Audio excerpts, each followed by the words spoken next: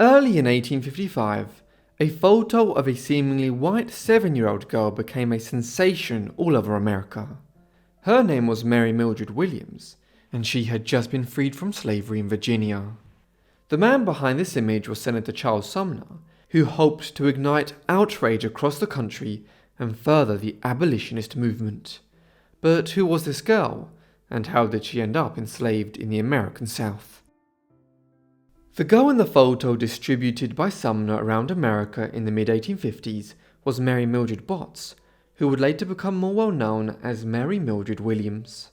Her story is a peculiar one, which emphasizes the strange nature of race relations and the politics of slavery on the cusp of the American Civil War. She was born into slavery near the village of Washington in William County in the state of Virginia. The exact date isn't clear, but we know she was born in 1847. Mary's father was believed to be Seth Botts. He was an enslaved man with a complex family line. It's not entirely known for certain who his own father was, yet it seems likely that it was a member of the Botts family, the same family who had enslaved him. Many members of the Botts family were prominent politicians in 19th century Virginia. John Botts, for example, was a member of the US House of Representatives between 1846 and 1850. But as we will see, there is debate as to whether Seth Botts was actually Mary's biological father. Mary's mother was Elizabeth Nelson. She was the daughter of her enslaver and born at Powers Run in Virginia in 1822. Her father was Thomas Nelson, so Elizabeth grew up enslaved by her own father. When she was in her early 20s, she met Seth, and they were soon married. They had their first child, a boy named Oscar, in 1845. Mary followed 2 years later, and a second daughter named Adelaide was born in 1849. But there was something unusual about Seth and Elizabeth's girls, something that would later captivate the nation. While their parents were both enslaved, Mary and Adelaide looked entirely white. Whispers swelled, rumours spread, and questions arose. Were these truly Seth's children, or was there a hidden story behind their pale skin, and perhaps another mysterious paternity? You would think that Seth Botts likely became suspicious very early on that Mary and Adelaide weren't his biological daughters, given their light skin tone. In the pre-Civil War South, it was tragically common for slave owners to take liberties with enslaved women, often fathering children who bore little resemblance to their legal fathers. Enslaved women could also be loaned out to another household on occasion, and of course, their ownership may well change. This is exactly what happened to Elizabeth in 1846, the year before Mary was born. Elizabeth's father, Thomas Nelson, died late in 1845, and she, along with her mother and sisters, passed into the ownership of her father's brother-in-law, J.C. Weedon. Thus, from early in 1846, he began to take possession of his deceased in-law's slaves. It was during this period that Mary and Adelaide were born, both so light-skinned they could easily pass for white. Given the timing and their appearance, many assumed Weedon was their father. But the truth was even more complex. Seth Botts may have been genuinely confused about whether or not he was Mary and Adelaide's father, and this is understandable. He continued to see Elizabeth on occasion after she left the Nelson farm, and the timing of those visits could have aligned with the conception of both Mary and Adelaide. In the blurred dynamics of slavery, such uncertainties were not uncommon. Furthermore, Mary's mother, Elizabeth Nelson, was also very light-skinned. In the racial classifications of the time, she likely would have been referred to as a quadroon or octoroon, terms used in the pseudo-scientific racial calculus of the era to label someone as 1/4 or 1/8 black respectively, and predominantly white. Her father, Thomas Nelson, was white, while her mother was mixed race. Tracing further back, Elizabeth's ancestry included a significant proportion of white colonial lineage, which outweighed her African heritage in the eyes of 19th century society. Added to this was the fact that Seth Botts was also a mixed-race slave, the illegitimate son of a free white man. Given his own complex ancestry, it becomes more understandable why Mary and Adelaide appeared almost entirely white, and why Seth couldn't be certain whether he was their biological father or not. This is how disturbingly tangled slavery and racial identity could become in the American South, the result of generations of unchecked exploitation and deeply entrenched power imbalances between enslavers and the enslaved. Mary Mildred Botts would never have come to public attention if it were not for the racially and politically charged atmosphere of the United States when she was born. Slavery had been practiced in what became the United States in 1619. It had expanded over the next century and a half, and by the time the Declaration of Independence was issued in 1776, there were several 100,000 slaves in the emerging country.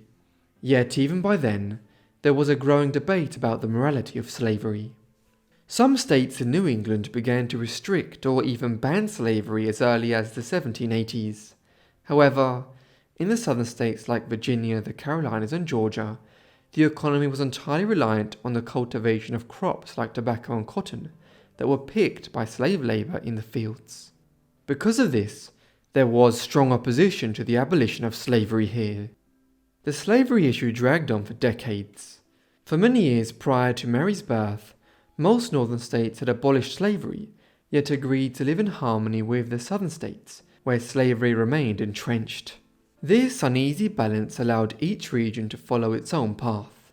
However, America's westward expansion and the admission of new territories and states in the 1840s and 1850s reignited fierce conflicts over whether slavery would be permitted in these new lands, bringing the slavery debate back to the national forefront with renewed intensity.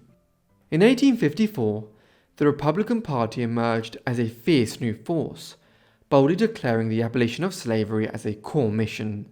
Among its founding members was the Senator from Massachusetts, Charles Sumner, a relentless advocate for freedom. It was soon after this seismic political shift that Mary Mildred Williams was thrust into the blazing national spotlight, her story about to ignite a firestorm that would shake the very foundations of a divided nation. Mary Mildred Botts spent just 7 years shackled by slavery, but those years left scars that ran far deeper than chains. The tangled, precarious place she, her siblings, and her mother occupied within the Weedon household was fraught with tension and was complicated. Weedon was intent on selling off many of the slaves he had inherited from Nelson, but he was also being impeded from doing so in the courts, owing to a complicated issue over legal ownership of Elizabeth and her offspring. This involved her extremely complicated family line. As such, Elizabeth and her children remained in legal limbo for years at Weedon's plantation. In 1850, determined to seize his own destiny, Seth Botts undertook a daring and dangerous journey. With the help of Henry Williams, a freed slave and trusted ally, he forged freedom papers that would change everything. Risking it all, Seth fled Virginia, navigating the perilous Underground Railroad, the secret lifeline for countless escaped slaves seeking freedom in the North. Reaching Boston, he threw himself into relentless work, driven by one powerful goal: to buy the freedom of his wife and children. Through sheer grit and crucial support from abolitionist allies, he raised enough money by early 1855 to secure their release. The family then took on the Williams surname, the very name on those forged papers that had sparked their escape. In a stunning transformation, little Mary Mildred Botts was no longer a slave in Virginia.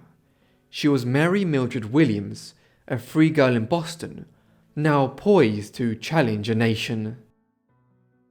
This is where Charles Sumner entered into the equation. By the time Mary, her mother, and other siblings acquired their freedom early in 1855, Seth had already established connections with the abolitionist movement in the northern free states. One such connection was Sumner, fresh off of helping to set up the Republican Party. He had heard about Mary and Adelaide's complicated family heritage and the fact that they were, to anyone who saw them, white.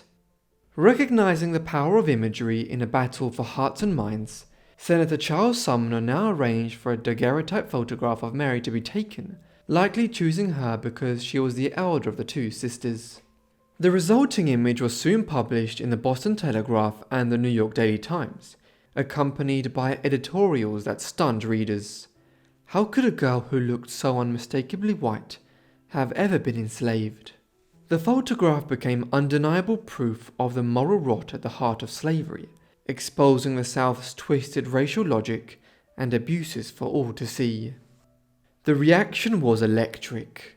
The articles caused a national sensation, and Mary's image spread like wildfire, making her America's first true poster child, barely a decade after photography had emerged.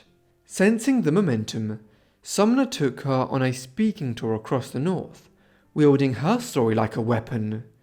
In speech after speech, he highlighted how slavery had not only dehumanized millions, but had also blurred the boundaries of race itself, largely through generations of sexual exploitation. Mary Mildred Williams became a living indictment of the South's sins. Her face didn't just reflect one girl's story, it reflected the festering hypocrisy that was pushing the nation ever closer to civil war. Mary Mildred Williams was so young at the time that she probably wouldn't have been aware of the immense significance of her story to the country's politics. After her tour with Sumner, the controversy over her case died down, and she returned to live in Boston with her siblings, who were now finally free to live as a family with their own liberty. Yet Mary's time as a poster girl had a major impact, and it culminated on the 22nd of May, 1856. That day, Sumner was attacked on the floor of the US Senate by an extreme advocate of slavery in the Southern states and a member of the House of Representatives, Preston Brooks. Shockingly, Brooks nearly beat Sumner to death. He was left with a severe spinal injury, which he only managed to recover from by undertaking an experimental form of surgery in Europe in 1858. This brutal 1856 attack on Sumner by Brooks is widely seen as a pivotal moment in the collapse of relations between the North and the South, a violent symbol of the deepening divide that would lead to the outbreak of the American Civil War in 1861. That war would end 4 years later with President Abraham Lincoln issuing the Emancipation Proclamation and ultimately the ratification of the 13th Amendment, which abolished slavery in the United States.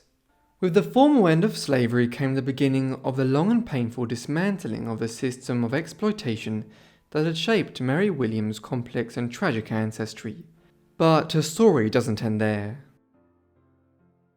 After rising to national fame in the mid-1850s, as the young girl whose striking image shocked the nation, Mary Mildred Williams quietly faded from the public eye. However, she lived out a long life, if a slightly unorthodox one for the time. She continued to live in Boston, Massachusetts after the Civil War ended. She and her family were joined there by a growing influx of former slaves who migrated from the southern states to the northern industrial cities as the economic life of America changed in the late 19th century. In their home in Boston, the Williams family lived with some of these other migrants from the South. Josephine and Joseph Jackson were a freed slave couple from Louisiana. Henry Clay was a 19-year-old former slave from North Carolina, and there were several others. As such, the Williams home in Massachusetts became a refuge for many former slaves from the southern states to get on their feet in the North before arriving to Boston in the 1870s and 1880s.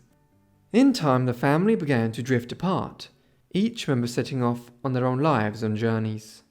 Mary and Elizabeth went to live in a house in Hyde Park in Boston, a predominantly white neighborhood. While living there, Mary acquired a respectable job in 1882, working as a clerk in the registry of a deeds office. It paid an annual salary of $780, a decent sum for the time, equivalent to around $25,000 today. She then moved to an apartment on Tremont Street in 1888 to be closer to work. Mary evidently enjoyed the position, and she remained there until she retired at some point in the first years of the 20th century. Mary never married and did not have children. She also outlived her other family members by many years. She was the only one to still be alive as the 20th century dawned. As an interesting point of racial identity in post-Civil War America, she chose to identify as white in her adult life and is recorded as such in official census documents and the like. One of these records, the US Federal Census of 1900, also gives her as living with a female partner named Mary Maynard, who was 45 years of age at the time. By then she was living in the Beacon Hill district of Boston, which was known for having a relaxed approach to gay and lesbian relationships when these were not openly expressed. Mary Maynard was probably Mary Mildred Williams' partner, a situation which would explain her decision to not marry and have children. Mary Mildred Williams lived until 1921, passing away in Boston in her mid-70s. It was a quiet, unremarked end to a life that had once captured the gaze of an entire nation, a former child icon of abolition, slipping into obscurity as history marched on without her.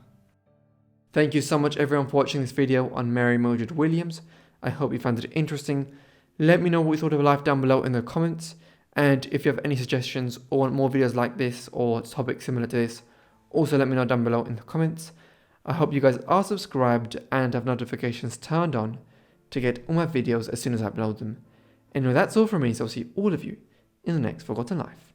Thanks.